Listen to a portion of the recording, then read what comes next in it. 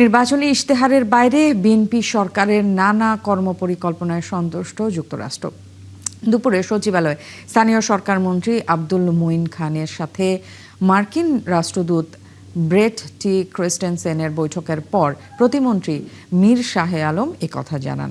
বৈঠকে নবায়নযোগ্য জ্বালানি খাতে মার্কিন ব্যবসায়ীদের বিনিয়োগ করার আহ্বান জানানো হয় সরকারের পক্ষ থেকে।